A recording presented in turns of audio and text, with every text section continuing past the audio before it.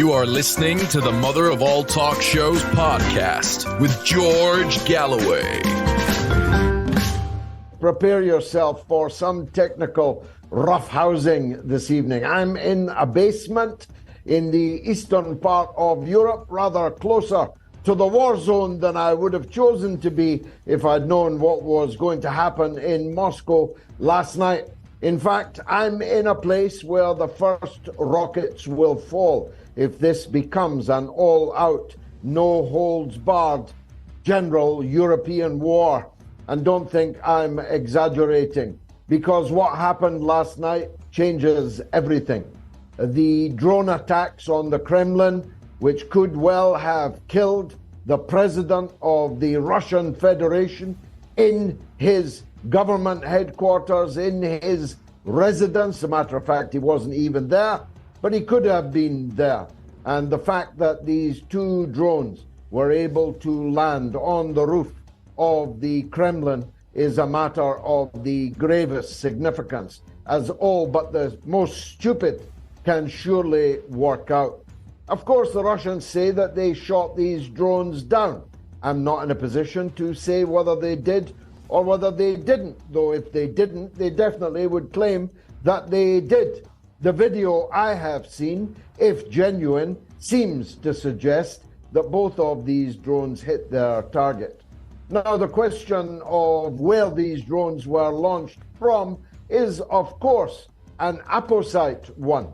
And some fools, the same kind of fools who told us that Russia blew up its own pipeline, that the Nord Stream 2, a 21 billion euro investment, half of it paid by Russia, was blown up by Russia so that they could never again supply gas to Europe, when they were doing rather nicely, doing so over decades in the past. The same kind of fools are now saying that Russia landed two rockets on its own Kremlin heartland in order, I don't know, to do what? To justify an escalation? Well, escalation there definitely will be, whether it was a false flag operation or not. Think about it. It's a matter of simple logic. If it was a false flag, its purpose was to justify escalation. If it wasn't a false flag, escalation will definitely be the result. So it's OTOs as a question. Who did this deed? The deed was done and filmed, and it is a matter, I'm sure, of the greatest embarrassment in Moscow that the Kremlin was apparently defenseless, at least until the last moments, to hostile enemy ordnance being launched by Ukraine or by people acting for Ukraine. And I want to turn to that matter now. Some people say, well, drones of that size could not have flown all the way from Ukraine. They must have been launched inside Russian territory. Well, I don't know if that is true or not. I know that the rocket time from the Ukrainian border, as was, to Russia is only a couple of minutes. So I'm not necessarily convinced that these drones could not have flown from the Ukraine. But if they were launched inside Russia, they were clearly launched by agents of Ukraine. But I want to widen the circle of responsibility much more significantly. Blinken, the Secretary of State for the United States of America, said that he absolutely could not verify that these two drone weapons had landed on the Kremlin, even while the rest of us were watching it on screen. I don't know if it made terrestrial television, but it made everybody else's screen light up at the moment that it did so. I was woken and told to get onto my screen and saw it actually happening, but Blinken absolutely could not verify. The Pentagon then later said that they had no advance knowledge of this attack on the Kremlin. Well, whether they did or whether they didn't, the responsibility is theirs. Ukraine long ago lost agency in this conflict. Ukraine is not in a position to make a peace settlement. As we all know, as Boris Johnson was sent to remind them. Ukraine cannot prosecute the war without the wherewithal being constantly shoveled into them by the other NATO powers. And all those NATO powers are all under the direction of the United States of America. Only Hungary and Turkey can be said to be independent players any longer inside NATO, and NATO can do what it likes, whether Hungary and Turkey like it or not. So the ultimate responsibility for this attack on the Kremlin lies in the White House in Washington, D.C. I mentioned the White House because I want to ask you to imagine, just for a moment, an Iranian drone attack on the White House, on the Lincoln bedroom or wherever Joe Biden sleeps, on the bathroom on which he sits for many hours, I'm told, every evening and through the nighttime hours. Imagine if a Chinese drone or an Iranian drone or a Cuban drone or a Venezuelan drone, never mind two of those, had landed on top of the White House. What would now be the American response? I'm asking you to imagine that because I'm now going to ask you to imagine what Russia is going to do. Now, all the signs are that Putin is a canny fellow, calm, cool, collected, despite all the efforts to paint him as some kind of madman who woke up one morning and decided to attack his neighbor. All the signs are to the contrary of that. As a matter of fact, I know many Russians who think he's far too canny, cool, and collected, far too controlled in the way in which he is conducting this conflict. And many of those are in the military or are ex-military. So I'm asking you to imagine what pressure is now on President Putin to answer this provocation, as it turned out, but what could have been the decapitation of the Russian state. It's that serious. The entire leadership of the Russian Federation could have been in that building and presumably frequently are.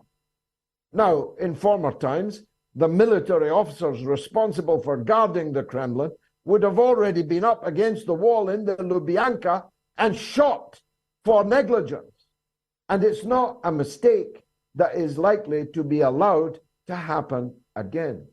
Neither is it a provocation, an assassination attempt that is going to go unanswered. So what will the answer be?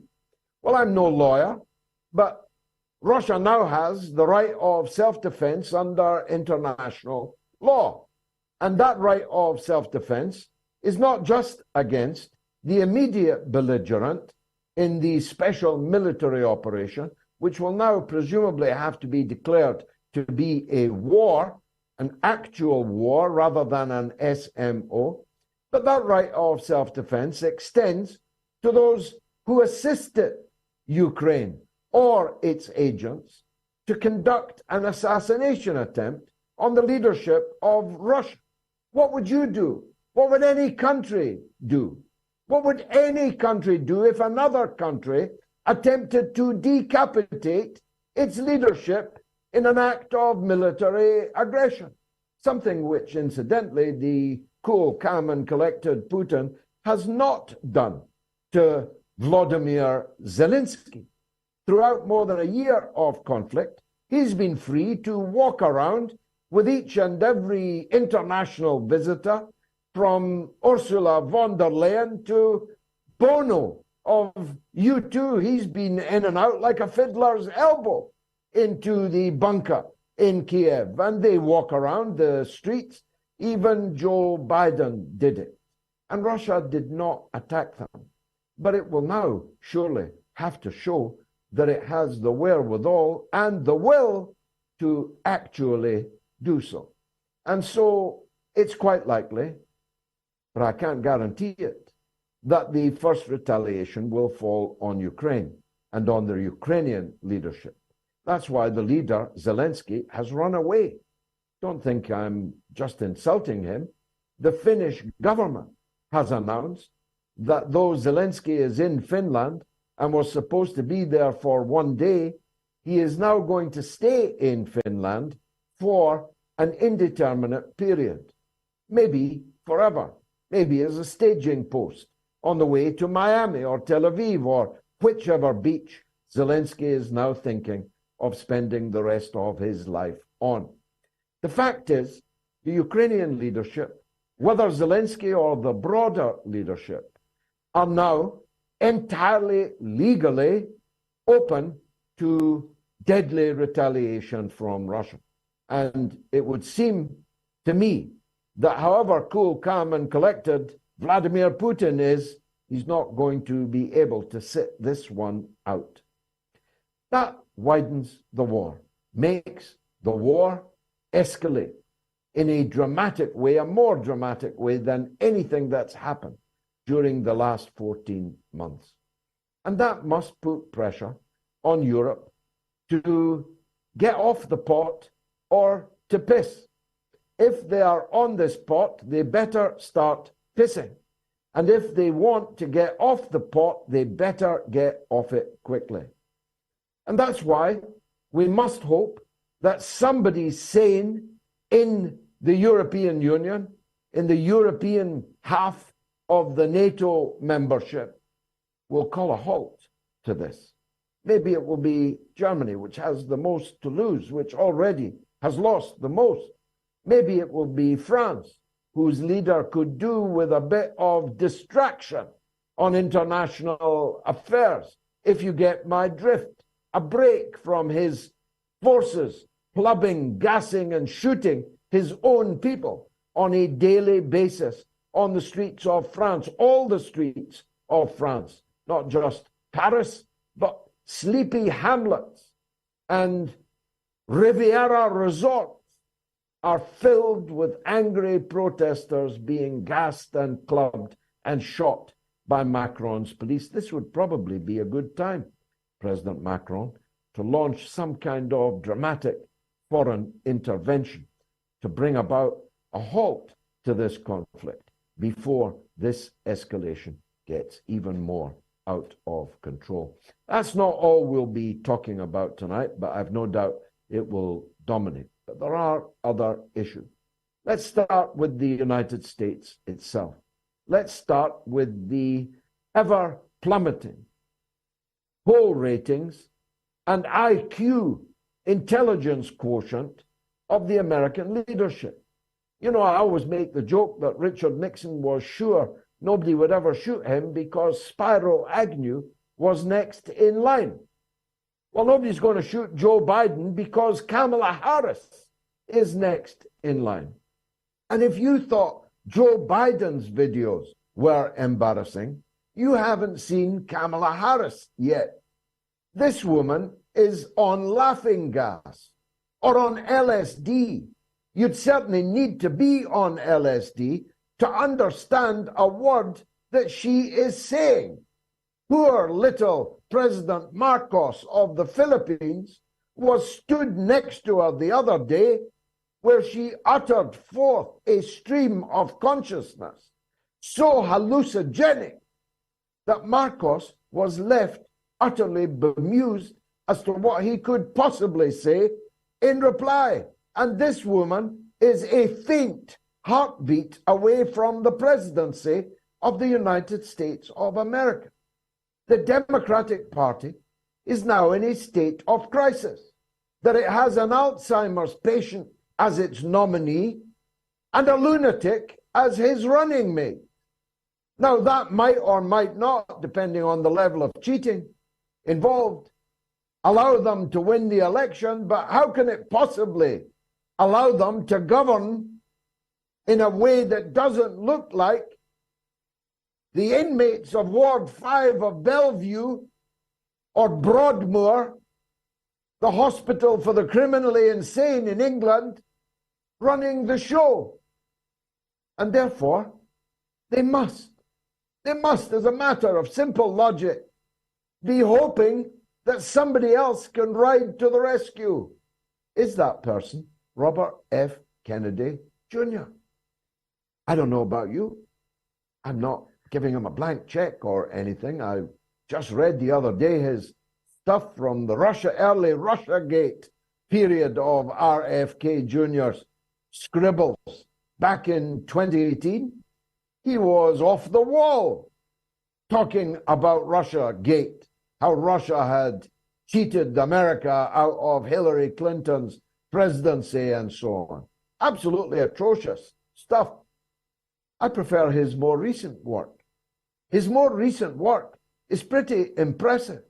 If elected, he's going to end the war in Ukraine. If elected, he's going to pardon Julian Assange and Edward Snowden. If elected, he's going to open the books, I hope, on the murder of his own father and the books on the murder of his own uncle, but all the other books, for sure, the books about the criminal conspiracy that existed between the United States deep state and the big tech oligarchs of Facebook and Twitter, as was, and no doubt many others. The criminal nexus in defiance of the US Constitution itself, which existed to conspire to deny the people of America their First Amendment rights, and much, much more.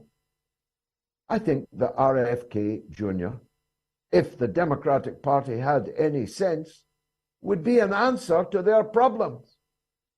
But if not, then it's becoming obvious that RFK Jr. is going to have to make a third-party run, the very thing that Bernie Sanders could and should have done when the Democratic Party cheated him.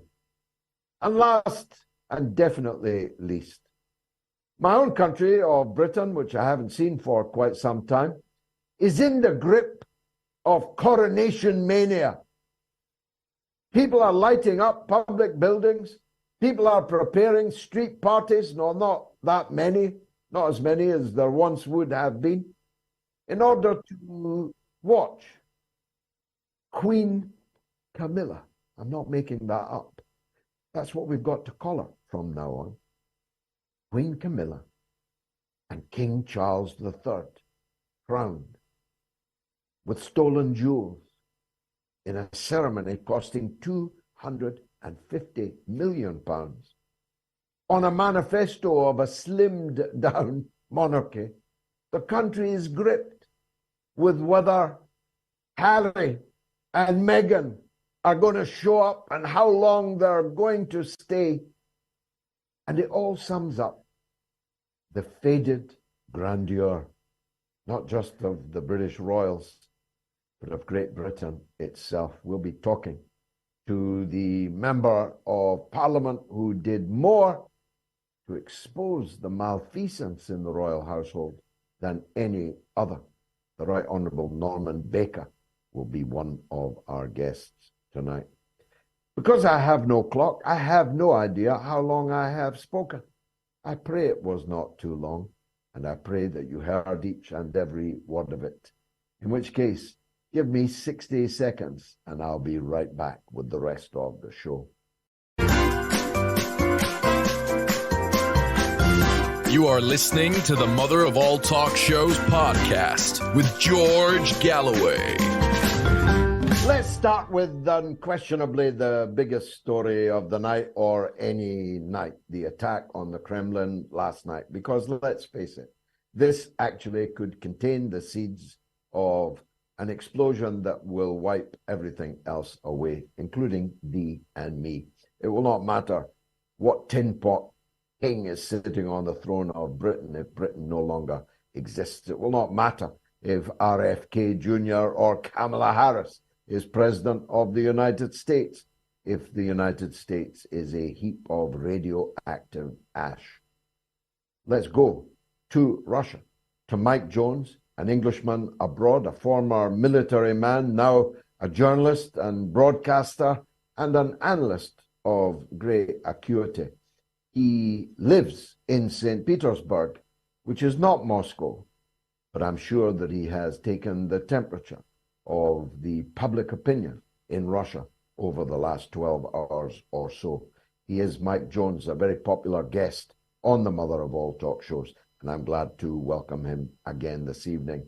Mike, pretty dramatic events. Tell us how it was for you. Did the earth move at the same time as it moved for the rest of us? When did you learn of what had happened, and what are people saying?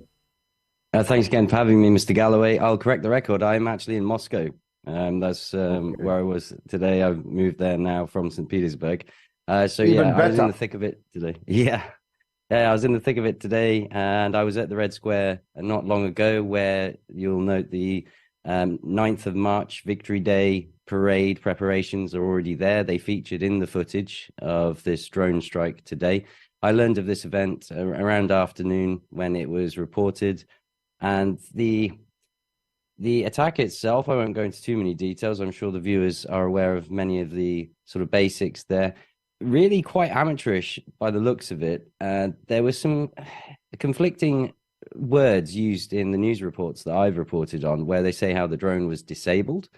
People are believing that what was disabled was the guidance system as opposed to the explosives, because there was quite clearly an explosion. If this was an attempt on President Putin's life, as the Russian media is sort of claiming, well, it was pretty sloppy. It's not a surprise that Kiev has denied any responsibility for this, but it's not likely, really, in many people's view, that this could be a false flag attack. That's been another theory that certainly people have commented on, that this is being used as some form of justification by Russia. I don't really give that theory too much credence, given the fact that one of the measures taken by the government in Moscow was to ban any and all use of drones. So I believe the Russians have enough evidence to believe that this drone took off in Russian territory, very close to the Kremlin, was likely piloted by saboteurs, or at least set on its course by SBU operatives. I think that's the official theory. What's more concerning for me than anything else is now the almost violent rhetoric that's coming out of pretty prominent voices. We have Vyacheslav Volodin, who is one of the State Duma representatives. He is now calling Kiev a terrorist state, pretty much asking for the gloves to come off now. And of course, right up there, as always, Dmitry Medvedev, who even is going so far as to call for the removal of Zelensky. He's saying how Hitler was not required to sign the surrender of Nazi Germany, so why should Zelensky be preserved? There's then commentary that this breaches an almost unspoken agreement between Moscow and the West, because remember, we're dealing with the West, not just with Ukraine here, about not attacking political leaders. We know this story from the Israeli ambassador when he visited Zelensky and assured Zelensky that he was not under threat, despite the air raid sirens that went off theatrically for Joe Biden. So it's always been a kind of unwritten rule that certainly Zelensky wouldn't be targeted. With this attack, which is believed to target Putin, there's now calls for the gloves to come off. And I have seen a notification this evening that Kiev, among 9 other regions, have now sounded an air raid alert. Yes, of course, there are air raids alerts very regularly. There's a lot of air raids. The question is, what are the targets? Because Russia has not attacked the vital state organs of the Kiev government. Still less have they attacked the President Zelensky. And as you rightly say, the former Prime Minister of Israel assured Zelensky that Putin had assured him that Zelensky's life was not at risk. Although, of course, things can happen by accident. It ain't no accident when you land 2 drones on top of the Kremlin. Let me play devil's advocate with you. There's not much doubt that it was a terrorist act if it was launched inside Russian territory, as you more or less confirm it must have been, by saboteurs, and it landed on the rooftop twice of the heart of Russian government that's a terrorist attack, and the state that sponsored it can quite obviously be described as a terrorist state. Ditto, what else but an assassination attempt can it be if you land 2 explosive drones on the roof of the building in which, at least nominally, Vladimir Putin lives and works? Now, we're told that they would say that anyway, that Putin wasn't in the building, that he works and presumably lives somewhere else, but the person who launched the attack could not know that. I mean, you could, if you launched an attack on the Lincoln bedroom and Joe Biden was sleeping in another bedroom, he wouldn't be able to claim it wasn't a terrorist attack, it wasn't an assassination attempt, because I wasn't in that bedroom. It would be quite obviously an assassination attempt. So if you've got a terrorist attempt by a neighboring state to assassinate your leader, what else but taking the gloves off could Russia possibly do? There's the other idea that this is a sort of symbolic attack, but yeah, I believe the intentions are pretty clear here of what was meant to be achieved. This is actually an embarrassment for the Russian authorities. Russian television has been fairly tight-lipped. They haven't, from what I'm told, given it too much coverage, which is quite understandable because it doesn't matter how you cut it. This is a strike, as you've said, deep in the heart of the Russian Federation, almost trying to cut the head off the government there. So it's still a bit of a failing that this even occurred at all in regards to the Russian authorities. And you're right, like I say, this rhetoric now coming out of taking the gloves off there was even talk of threats up into nuclear weapons. We've already had some talk, of Belarus hosting these nuclear weapons on behalf of the Russian Federation. We have had similar talk before, and especially we saw it with General Surovikin when he unleashed a wave of missiles against Ukraine and Kiev in particular, cutting the power. I'm not sure really. I'm quite concerned really as to what options we have left. Defense Minister Shoigu warned about this. He said we're going up the ratchet in the steps, but there aren't many steps left. And he's trying to really ram that message home to the West. We've already had it said before, you're playing with fire. This really is quite a reckless and irresponsible attack by the Kiev regime. And whilst they've denied it, I've already seen designs of postage stamps to commemorate this event that they also claim they had nothing to do with, which seems rather odd to me. They did the same with the Kerch Bridge, of course. They said that the Russians had blown up the Kerch Bridge themselves, but they made a postage stamp of the explosion anyway. They, of course, helped to spread the lie that Russia had blown up the Nord Stream. And now they're implying that something, I'll go further than you, deeply embarrassing for Russia that this happened. That's why I said earlier, in former times, trust me, I knew those times very well. The military people in charge of the security over Moscow would already have been shot dead in the Lubyanka because this is a gigantic embarrassment for Russia. And I've no doubt that's why the TV is playing it down, because it's a national embarrassment. I could go further, but I don't want to rub it in. It is therefore likely, I mean, any way you dice it, it has to mean further escalation, Mike, doesn't it? It does. We've now having these talks of the beginning of this much vaunted Ukrainian counteroffensive, and I believe perhaps even that's part of it. This may even be a signal to the elements of the SBU that things are kicking off. Prigozhin today has warned that the active phase of the Ukrainian counteroffensive is due to begin. Zelensky himself in Finland today also hinted about it, whereas he was banging his begging bowl for F-16 fighters.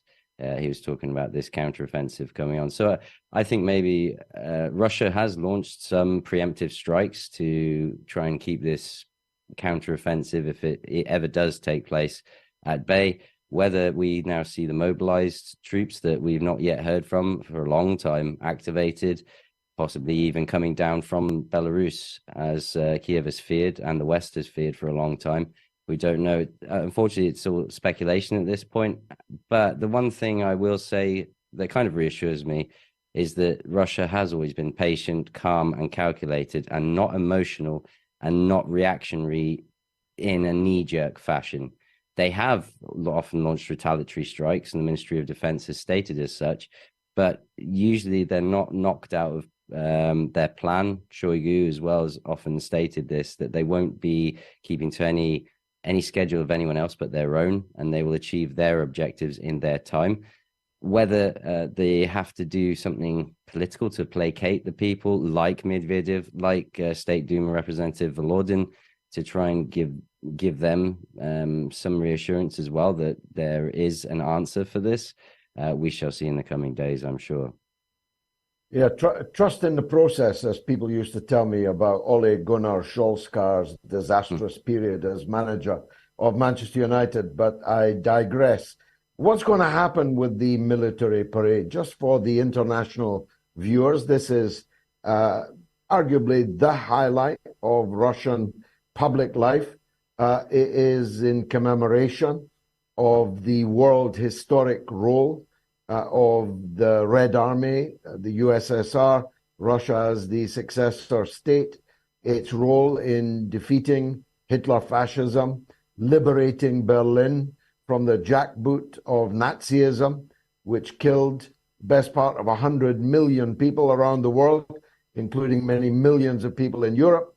If not for Russia, that kind of regime might well still be in power in Germany and throughout Europe, and by extension throughout the world. So a pretty big deal. It's the victory parade. Will it go ahead? And will President Putin be there?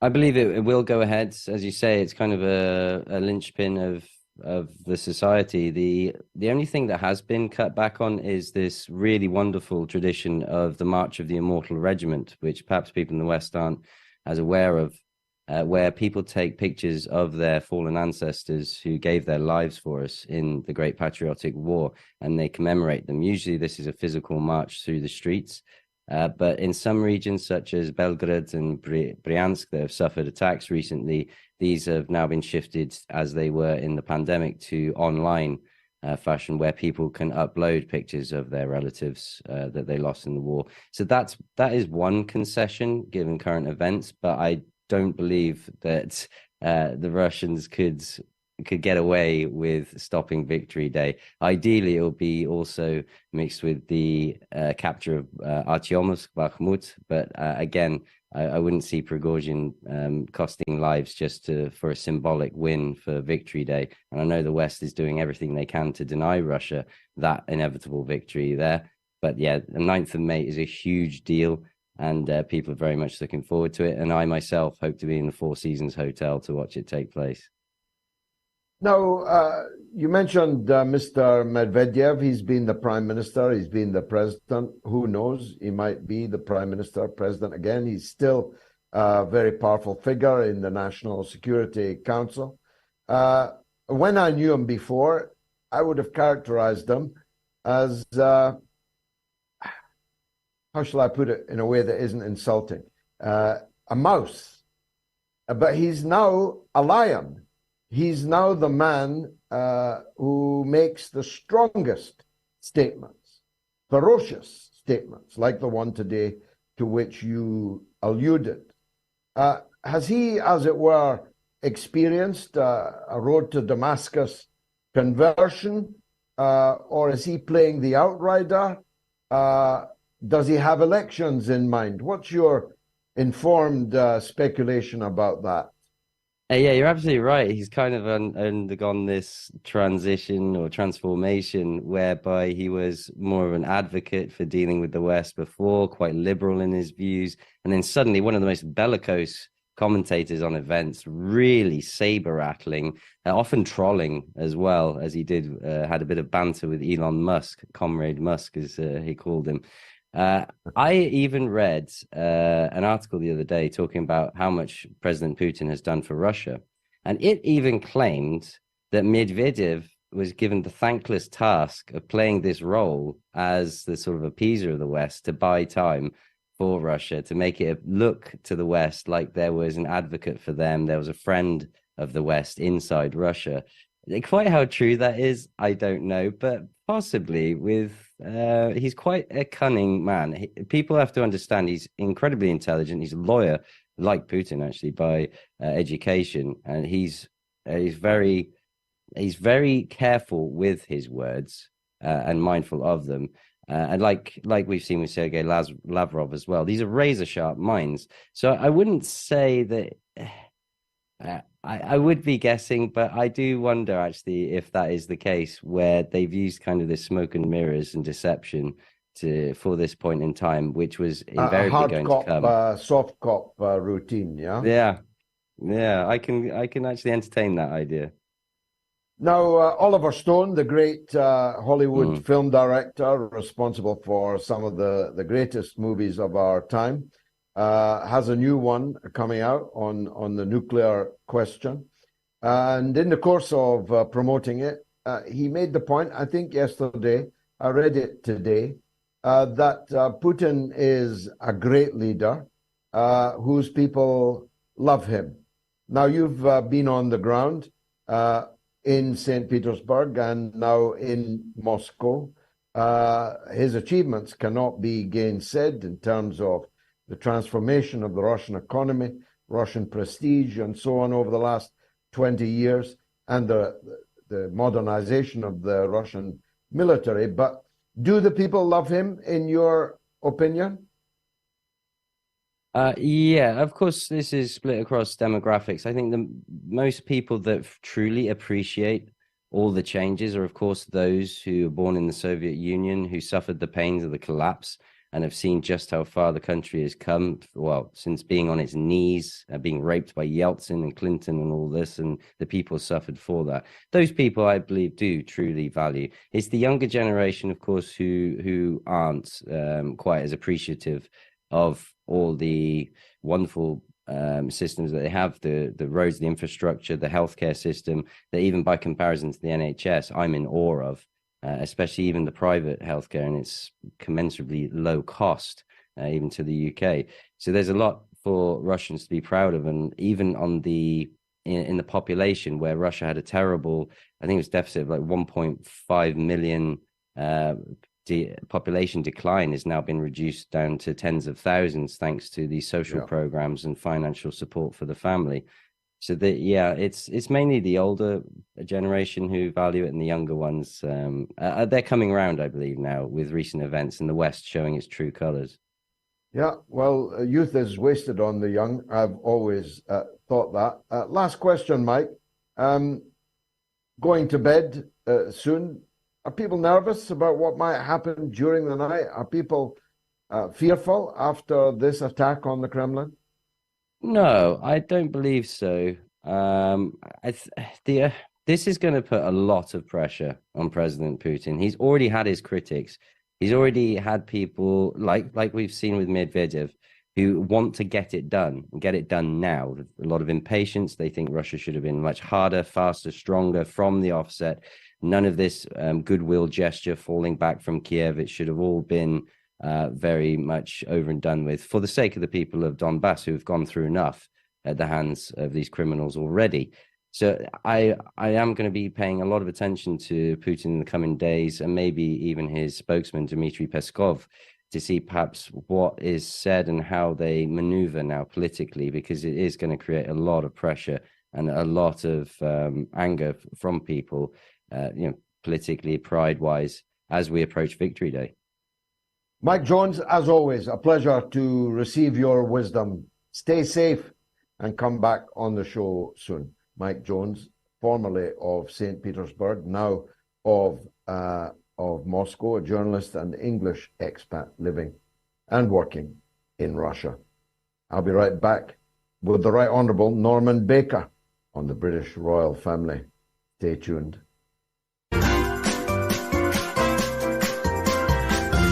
You are listening to the Mother of All Talk Shows podcast with George Galloway. One of my esteemed former parliamentary colleagues is Norman Baker. I was never in the same party as him and never on the same political page as him, but I always respected him, not least because of the role that he played in the run-up to the Iraq War, which changed, of course, the course of British political history, including my own political history, and to some extent, maybe even his. He wrote a very important book on the strange death of Dr. David Kelly, on which I based my film, Killing Kelly, which many people have been kind enough to say was a critical success, at least. But he also wrote another stonking book, which I very much enjoyed, on the British royal family. Now, the significance of him being right honourable is that he, while I was only honourable, he was right honourable. That means he was is a privy councillor.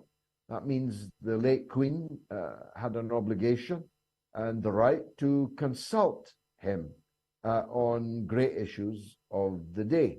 And the new king has the same privy council and the same obligations. So whether or not he ever takes their advice, I have my doubts. And whether within the privy council he'd take the advice of the man who is exposed so much about the royal finances and how they work as Norman Baker, I have even greater doubt. But I'm very glad to say that he is now on the show, the Right Honourable Norman Baker. Welcome to the mother of all talk shows. Norman, it's been some time, so much royal news since we last spoke. You looking forward to the coronation? It's not my cup of tea, George, particularly, I have to say that. I shan't be out there waving flags, no. Well, as a member of the Privy Council, I'd have thought you had a front row seat. Aren't you going? No, I shall be undertaking various media duties to make sure that the whole cat and caboodle is put into perspective and people are aware of how much it's costing. You know, we were told by Charles we wanted to slim down monarchy, and yet this particular one, this coronation, is going to cost £250 million. That's 5 times more in real terms, 5 times more than Queen Elizabeth's one cost, which was £47 million in 1953 prices. But here's something else, George. I don't know if you know this. I only found out myself about a fortnight ago. There are about 9 European monarchies left. I mean, most of them have gone, of course. But the ones that are left, nobody else had a coronation apart from us. The Spanish coronation, the last one, was 1555. Well, I didn't know that, and it is indeed the paradox that I wanted to start off talking with you about tonight. What is slimmed down about this jamboree? It is super fat. It is super obese. It is Big Mac, McDonald's, gas guzzling, Coca-Cola guzzling, super fat monarchy that we're going to be looking at on Saturday, isn't it? Absolutely. All the paraphernalia, the Disney World will be there. The golden coaches, the castles, the fake princesses, they're all there. The Disney experience for the Americans will be there. It's a PR puff for the royal family. Let's be quite clear about that. That's what it's about. It's about boosting their image. And actually, I think it's a mistake because the image they're going to present is one of a ruritarian monarchy, which is now way out of touch with the population at large. And the opinion polls, which aren't reflected on the BBC, by the way, I have to say, the opinion polls showing 9% of the population care a great deal about this event, and 2/3 of the population either don't care at all or don't care very much. We don't hear that. We don't hear, for example, that 14% of the population only think military. We haven't heard that one either. So the media has booked its slots, it's booked its reporters, it's sorted out the whole thing way in advance, months in advance, and it's incapable of responding to the public mood, which is different to what they think it is.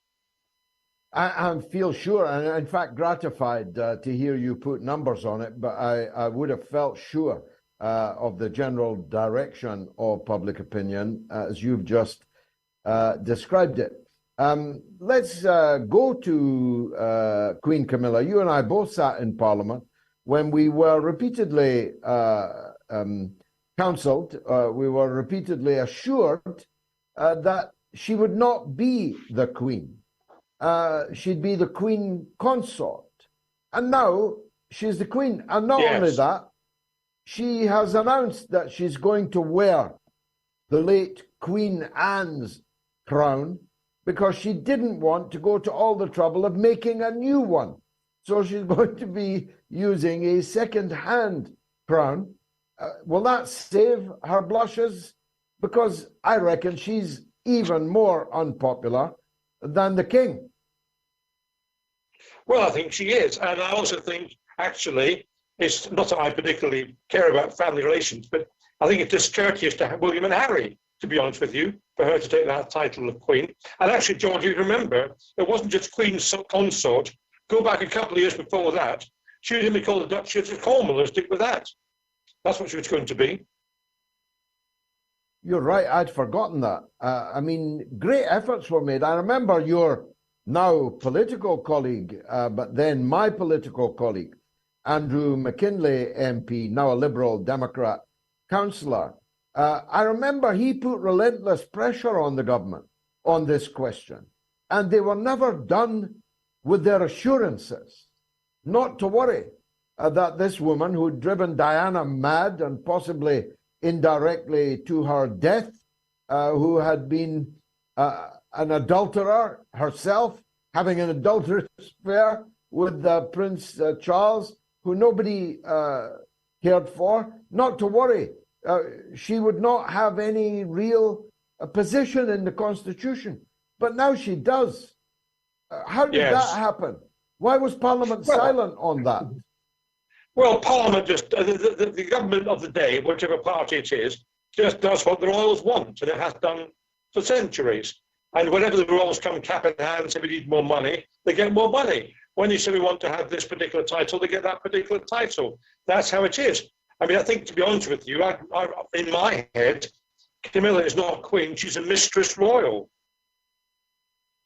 That would be, at least, had the benefit of being the truth. And of course, all these kings had mistresses, and that's a matter of historical fact. But they never tried to make them the queen. No, they didn't. But I mean, I think Charles, of course, is obsessed by her.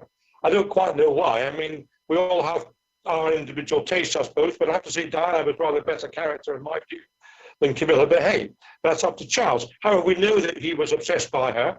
We know he was carrying on an affair as he was leading Diana up the aisle and up the garden path at the same time. We know he wanted to be her tampon. I mean, this is the man who is now king. It's a shabby state of affairs, isn't it, Norman? And it makes the country look shabby. And maybe the country is shabby, and therefore that's what we deserve. Well, I think we are, I mean, in a way, and I think also that, you know, as always, as with David Kelly, as with the royal finances, as with this, the media lets us down. They don't do their job properly. They just kowtow and go along with whatever they're told to go along with. I mean, the media in this country is quite shocking. And the more I've been an MP, and the more I've been looking into matters, the more disgraceful the media appears to me to be. They should be exposing these matters, but we haven't heard a whisper of it.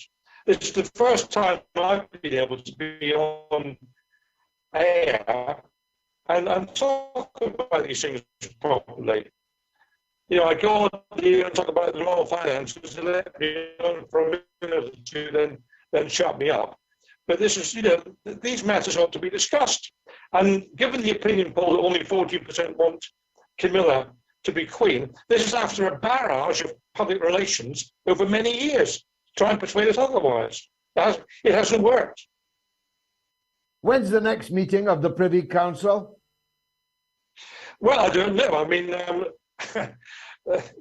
we don't have any votes, of course. I mean, I went to the Accession Council when Charles became king, so the week after his mother. And by the way, while we were in the coronation 6 months on, if you believe in all this mystique, which is all kind of supposed to do, the anointing of oil and all that. If you believe in all that, that should take place immediately after the Queen dies, not 6 months later. So anyway, I went to the Accession Council, George, which was the one which took place immediately after the Queen's death, which is when he actually became king. It was kind of chaired by Liz Truss, God help us, who was a prime minister at the time. All the other prime ministers were there. It was quite an interesting experience, I have to say. You'd have enjoyed it. The best comment, I think, came at the end from the Deputy Speaker, Nigel Evans, who said to me when we were winding out, he said, now we go out through the gift shop. But that was kind of how it was. Norman, I know you're going to be very busy as a royal expert over these next few days. I hope it leads to a second career for you and it goes well. Thank you very much for joining us on the Mother of All Talk Shows on the eve of the coronation of King Charles III. Let me take a break, and after which I'll be talking to the one and only Laurie Spencer. Stay tuned. You are listening to the Mother of All Talk Shows podcast with George Galloway. Well, don't forget to vote on the poll. Did the Ukraine try to kill Putin? Is the Pope a Catholic? Get voting. Only 41% think they did. 59% think they did not. At least I think that is only on the Twitter part of the poll. It may be different on the other platforms. Now, as you know, I very much depend on my loyal and generous Patreon supporters. I'm asking you to support me on Patreon for less than the price of a cup of tea in a very insalubrious cafe per week. That is $1 a week. If you think I'm worth $1, support me on Patreon, patreon.com/George Galloway. And you can support me on the basic level, or you can become a Moats legend, which is something to be, not a title we give out easily. And so there's two new Moats legends, Piako and Saira Aslam, on my Patreon. Thank you very much indeed to both of you. Paul MacDonald says the president of Ukraine is a puppet of the demented Joe Biden.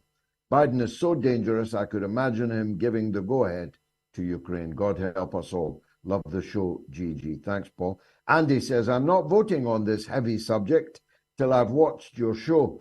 Only just heard about it. Barely believable. Mainstream media. You and your guests and the people who call in will give me a much better picture of what's actually going on.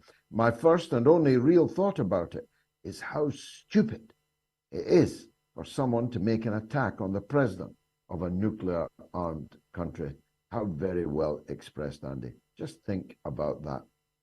Somebody gave a green light to potentially assassinate the president of a hypersonically, intercontinentally ballistic missile holding country. What could possibly have gone wrong? Theresa Kelly, my very good friend in the United States, a Moats legend, says one can only imagine the quantity of contracts Ukraine oligarchs and evil empire oligarchs have out on Putin. Oligarch Vladimir Yatsenko offered $500,000 bounty to any weapons maker able to land a drone in Red Square during Moscow's upcoming Victory Day parade. He did. Grey Zone tweeted out the video the other day, hoping lots of folks retweet it. I've got a bounty on my head and a Mars bar in each pocket. Peter Kelly says, bizarrely, when reporting it, the BBC suggested that the Russians would be hugely embarrassed. Surely that's for whoever tried to assassinate a head of state. And Paul Cormican says, I'm surprised the BBC reported it at all. If the attempt had been successful, the BBC News 24 channel would have gone into overdrive celebrating the demise of Putin. That is undoubtedly true. The good news is that absolutely nobody watches BBC News 24. And James Butler says there was an understanding that no political buildings would be targeted on either side. That's why Russia never hit any of the parliament buildings in Kiev. and the Ukrainians didn't hit any in the breakaway regions. So it seems strange that this has changed. Either the Americans stirring up trouble or even a Russian red flag. Thank you very much for that. I think that Laurie Spencer is now available. I'm hoping very much so. Laurie Spencer is the independent journalist, author, and radio personality, and a good friend of the show. Welcome, Laurie, back to the mother of all talk shows. It's been too long. Just before we go on to our mutual interest in the candidature of Robert Kennedy, let me ask you how this attack on the Kremlin is playing in the United States. Is it getting any coverage? Is it getting any traction? Anybody going, oh my goodness, there'll be trouble now? Or is it just another news event that has flashed by? Honestly, the silence is deafening. I mean, the people are paying attention. I got a very rude awakening this morning when I saw the fire over the Kremlin.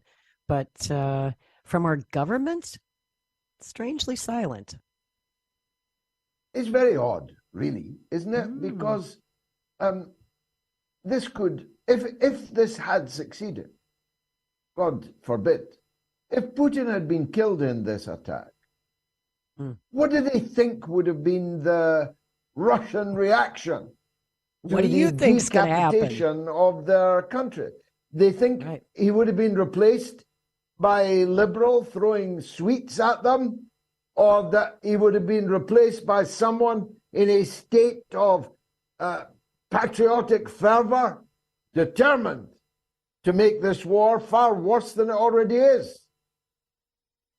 And to do this so close to Victory Day is a strike at the heart of the Russian people, and they know it. And if we, the West, had anything to do with this horror, shame on us. They were our allies in World War II. I would like to remind everybody that we used to be very good friends. We were on the same side. We defeated Nazi Germany together, and we can't even honor them on Victory Day and let them have their day of celebration? It's unconscionable to me, George. Did Donald Trump say anything about it? I know that Blinken said he absolutely could not confirm it, and other panegyrics like that. But you would have expected Trump, although he's in Scotland rather than the US, to have made a comment. Has he? I have not heard a comment yet from President Trump or Biden or Robert F. Kennedy Jr. or any other presidential candidate yet. I think they're waiting until we get more information to say something. Well, let's move on to him, and let's start with a negative. Somebody brought to my attention, no doubt you already knew, but I didn't, some of the atrocious ways in which Robert F. Kennedy Jr. was joining in on the Russiagate hoax when Donald Trump was elected. He several times, I've read them, made completely false statements about Russia's role in defeating Hillary Clinton and thereby electing Donald Trump. Does that make you think twice about the rather full-throated support you've been giving him? I'm aware of that. I think that was from 2018, back at the height of Russiagate.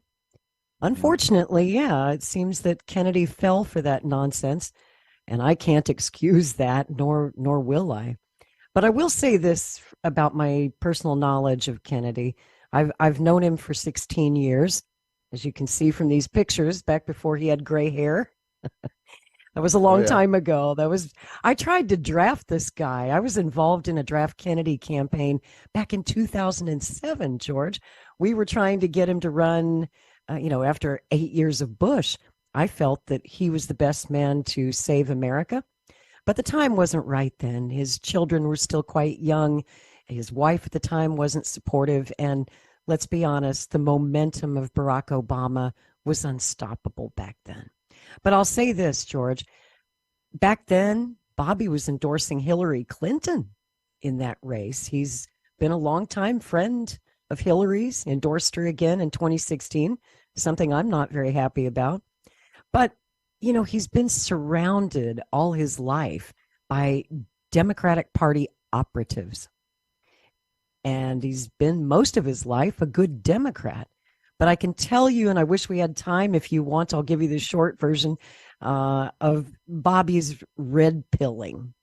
You know, he has awakened to a great many things in recent years. I can tell you 15 years ago, when I tried to discuss the assassination of his uncle with him, he didn't want to talk about it.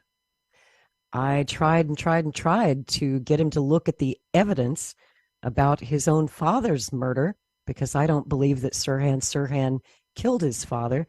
And I brought him mountains of evidence, along with my friend Paul Schrade, who just passed away at the age of 97 last year. You might recall Paul Schrade took a bullet in the kitchen of the Ambassador Hotel to his head and survived. And he spent the rest of his life trying to get to the bottom of what really happened that night. And he reached out to all these various members of the Kennedy family. He reached out to Bobby's widow, Ethel. He reached out to all of their children.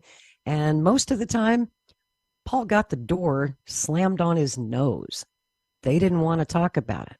And that's always been kind of a thing in the Kennedy family, especially the RFKs. They don't talk about the tragedies. They always accepted pretty much without question publicly that the Warren Commission was correct, and that Lee Harvey Oswald shot President Kennedy, and that Sirhan killed RFK. But I worked on Bobby for years about this, and finally managed to connect him with Paul Schrade. Once those two began to sit down and talk with one another, and I can tell you Bobby was very resistant to doing so, but once he finally did, and Paul Schrade was a very persuasive man, rest his soul. Bobby just spoke at his memorial service, I think it was last week. So they became dear friends towards the end of Paul's life. And I think that Paul helped to red pill Bobby about a lot of things. Bobby no longer believes a lot of the establishment narratives that he once believed. Now, I can't get inside his head. I'm not in direct contact with him. It's been several years since we spoke last, but I can tell that he's skeptical of our involvement in this war. And I'm not 100% satisfied myself with what I heard in his speech in Boston on April 19th. I understand he's a good diplomat and he's trying to be kind to both sides, because what good does it do in negotiations if you're hostile to one side or the other? I don't really see how we can have peace. And that was always President Kennedy's approach. Even at the height of the Cuban Missile Crisis, his greatest gift was being able to get into this, get into the head of Nikita Khrushchev. So I understand what he's doing. I understand why he's doing it. And we are in a new Cold War, George. And you know as well as I do, you're not going to get elected dog catcher unless you say mean things about Russia. It's 1955 all over again. I too wish we had time to go more deeply into it. But just before we leave it and move on, I find it, and I have always found it impossible, even before you gave us the benefit of your experience there. If someone had murdered my father, especially on television, when my father was headed for, in one case, and already in the other, high political office, I would devote every waking hour of the rest of my life to exposing the truth about what happened. I have never understood the Kennedy family's reluctance to do that, even in the case of the Sirhan case, and your friend Paul's evidence, only a fool could believe that Sirhan was the genuine murderer of Robert Kennedy. He was shot from the back, as is abundantly clear, whilst Sirhan was never anywhere except standing in front of him. In front of him. He was standing 3 feet in front of him. How do you get to the stage where you're slamming the door on the face of a fellow victim of that crime who wants to get to the bottom of it? I genuinely don't understand that. Do you? No, I didn't either at the time. It puzzled me a great deal. I understand it's painful. I understand it's personal. And there's another reason that we have to take into consideration as well. These conversations that I was having with Kennedy, this was back in 2007, 2008. And at that time, Senator Ted Kennedy was still alive, but he had just been diagnosed with the brain cancer that eventually took his life. As I understand it, it was always Teddy's wish that the family did not discuss any conspiracies related to the murders of John Kennedy or Robert Kennedy. And as long as Teddy was alive, the family respected his wishes. It wasn't until about 2 years after Teddy passed away that Robert Kennedy Jr. became the first of all of the Kennedys to say that he felt that there was, in fact, a conspiracy pointing directly to the CIA in the murder of President Kennedy. Now, it took him a few more years after that to come around on the case of his father and be ready to speak about that. But once he did, he hasn't shut up about it. He wrote a book about it called American Values, which I highly recommend. Great read. He really talks about the Kennedys' long war with the CIA that goes all the way back before President Kennedy's time in the White House. And he's been very vocal about it. He has visited Sirhan in prison. He wrote a letter to the California Parole Board recommending that he be paroled. That was last year, I believe, and the parole board agreed, and they recommended Sirhan's release. After 55 years, that man's been sitting in prison for 55 years. And he's in his late 70s now. I don't think he's going to be hurting anybody.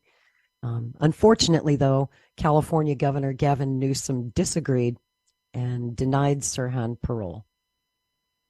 Indeed so.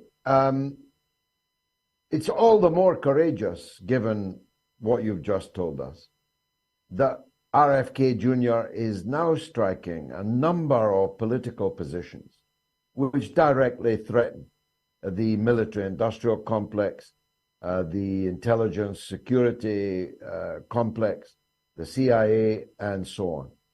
He's now pledged to pardon Julian Assange and Edward Snowden if he becomes president. A very significant and important pledge. Finally. Finally. Yeah, even if he did nothing else, I'd probably vote for him on that alone. But is there any sense that he's placing himself now in the same kind of danger that his father and his uncle were in? In other words, are you and I, perhaps, God forbid it, going to be talking about attempts, at least, on the life of Bobby Jr.? God, I hope not. But he knows the risk he's taking, without a doubt. I heard a reporter ask him recently the obvious question, what if they're trying to kill you? And he said, I'm not worried about my safety. So it's clear, George, that through this long process of waking up in his life, it's been a long road to where he is now, his red pill moment. I say better late than never. Sure. It's about time you joined us, Bobby. I'm glad you're here. But he's at that point. His children are grown. And as you know, his 27-year-old son Connor Kennedy, has actually done a tour of duty over there in Ukraine with the International Legion fighting with Ukraine. He's now back in the States, came home safe and sound, thank goodness. But he knew his father would not approve, so he didn't even tell Bobby where he was going. He didn't tell Bobby he was going off to war. He said, Dad, I'm going to be out of touch for a few months. I need you to trust me on this. I can't tell you what it is. I'll tell you later. And, after 2 months go by, Bobby starts getting worried. What happened to his son? So he's looking at credit card statements and he sees charges in Poland and Ukraine. Then he put 2 and 2 together, figured out where his son actually was. So, yeah, I think that Connor had to do that because he knew that his father wouldn't approve. And, we just Spencer, we saw could this... talk all night, but alas, all night is not available to us. How wonderful. Thank you for being with us again. Laurie Spencer, the independent journalist, author, and radio personality. Let me go through the poll. Did Ukraine try to kill Putin? On Twitter, 2,707 people voted. That's a lot for Twitter.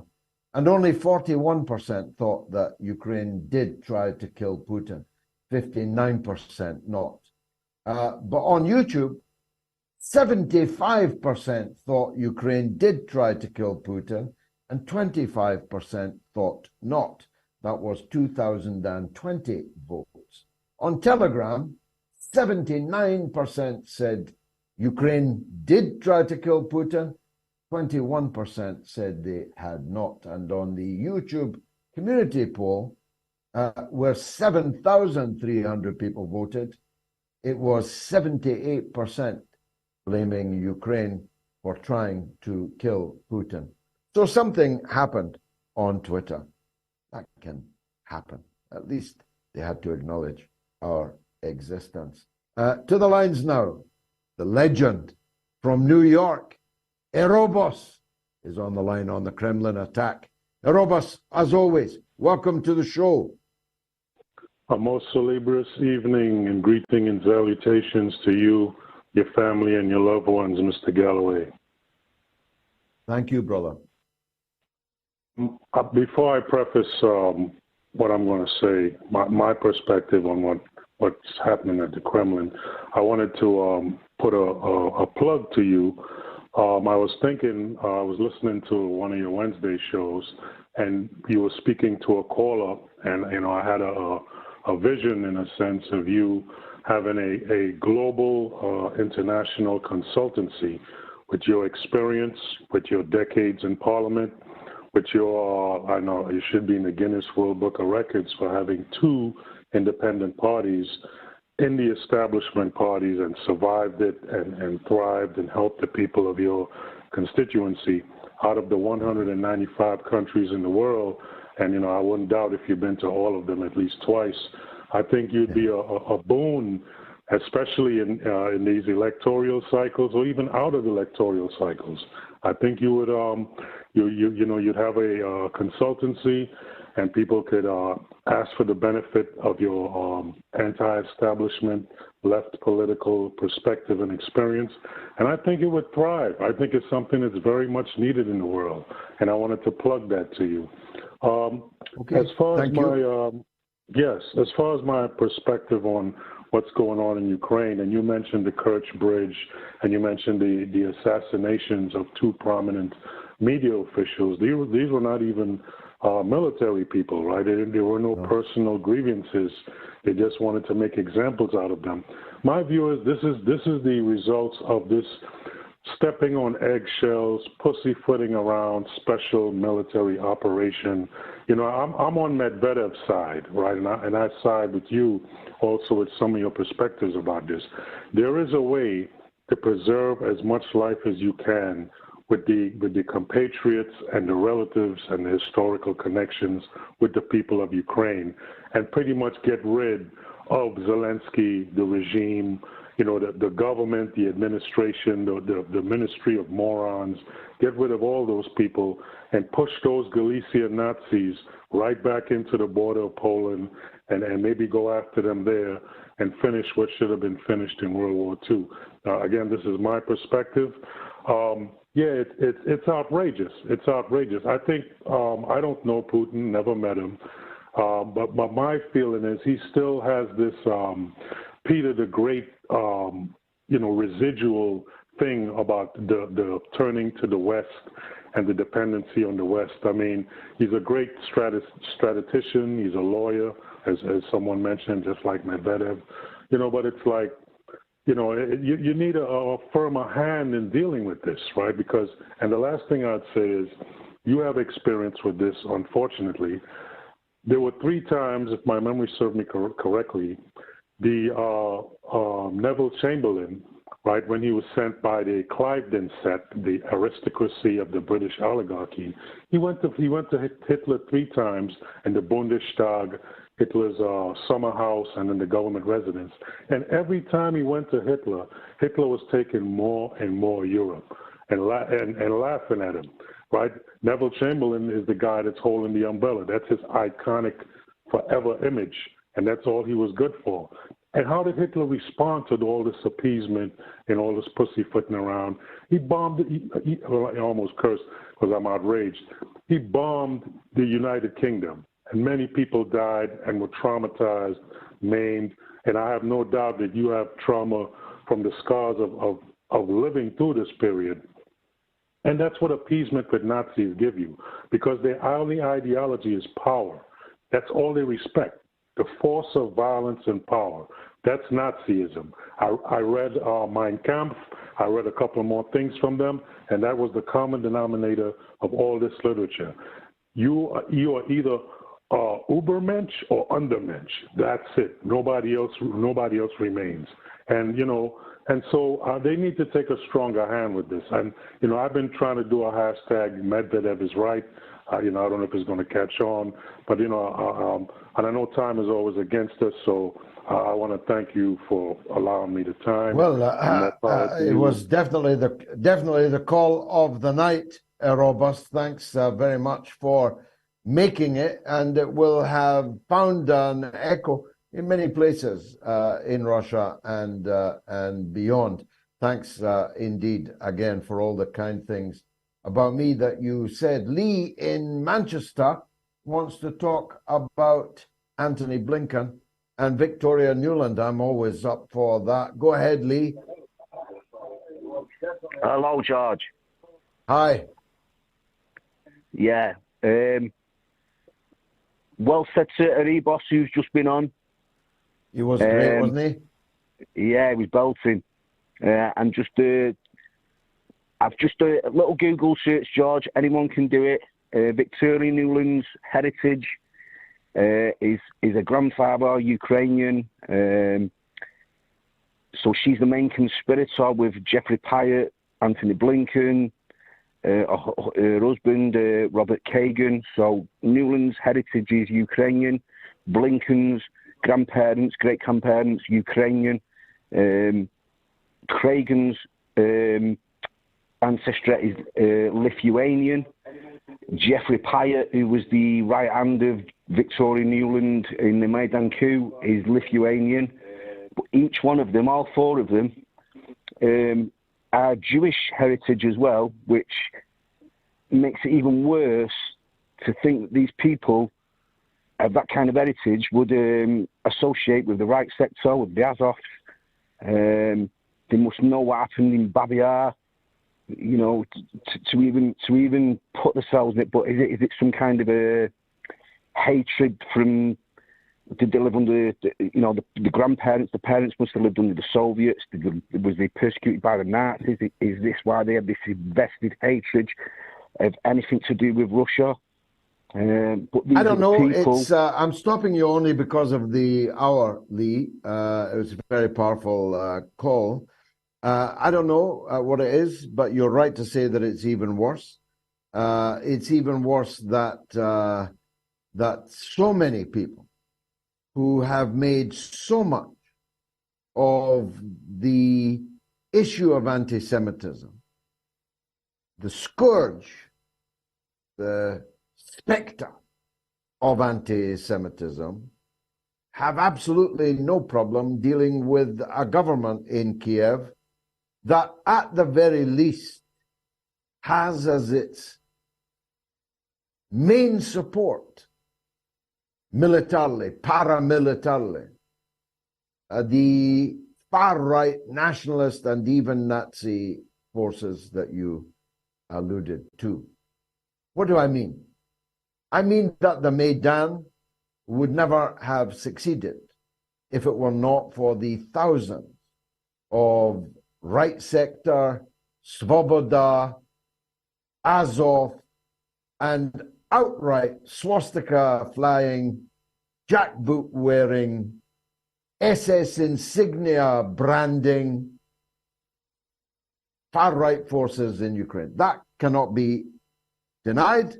Indeed, a Google search will show that every major news operation in Western countries reported on that exact fact that I have just imparted in all those years until it became inconvenient to do so.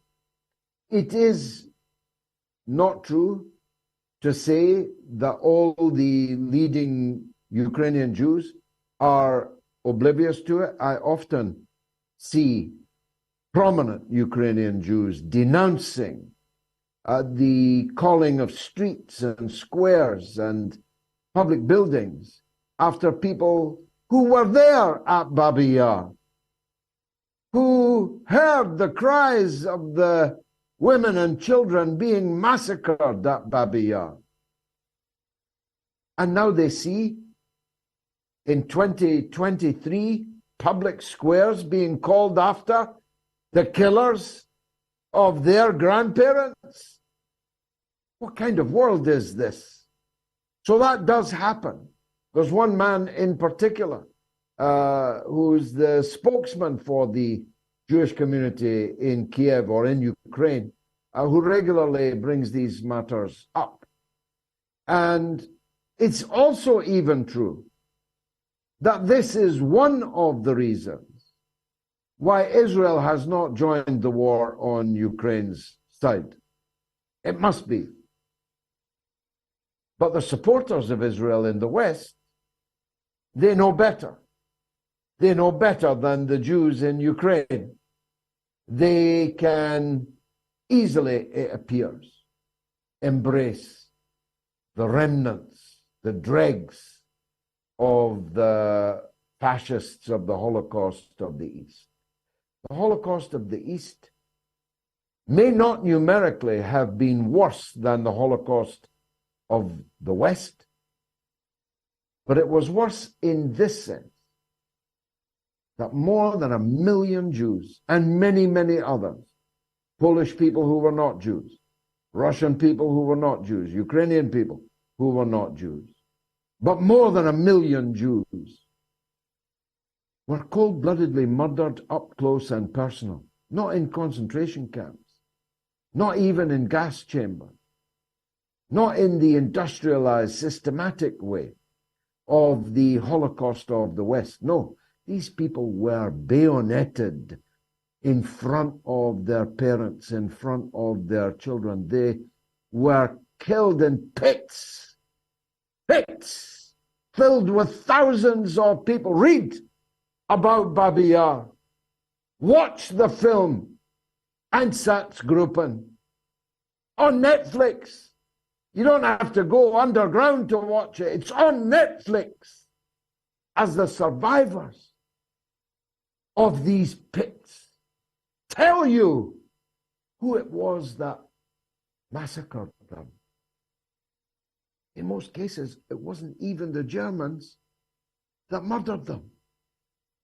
It was the Ukrainian collaborators who are now the people who are getting streets and squares called after them in Zelensky's Ukraine. I've got time for one last call. I can't refuse him. He's a legend. It's Tommy in Glasgow. Go on yourself, Tom. Love you, bit. Salaam alaikum wa rahmatullahi wa barakatuh. Alhamdulillah. Thank you, George. Can I just say, but I want to get 10 seconds on the Zelensky crackpot. But before I go to that, Tom, for anyone who's Irish persuasion thinking of giving a salute to Prince Tampon, we'll call him, think of Thomas J. Clark, shot 107 years ago today.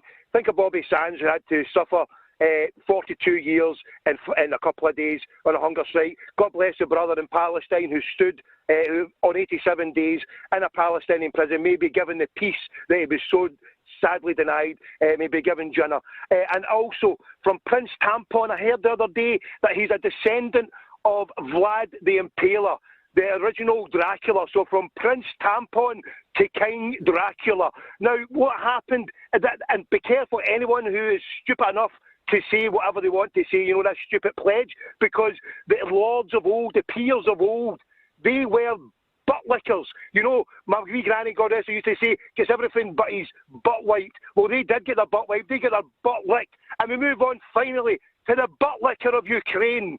Now, he's hiding in Finland, and Finland themselves committed a massacre against the Jewish people, against the Russian people. So Vladimir Putin, get your finger out and wipe these Nazi scumbags off the planet.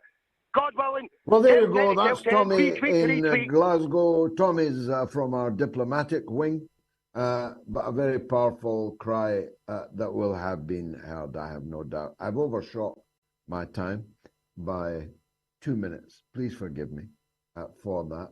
Only time left to tell you the result of the poll. 13,850 people voted, and overwhelmingly they concluded that Ukraine did try to kill President Putin. Well, it's been marvelous for me. I hope it was for you. I'll be back, God willing, on Sunday at the earlier hour of 7 p.m. UK time for the mothership, the mother of all talk shows. I hope that you'll be there, and I hope that you'll bring somebody else with you, because I want to be able to announce next week there's 1.5 million people. Good night.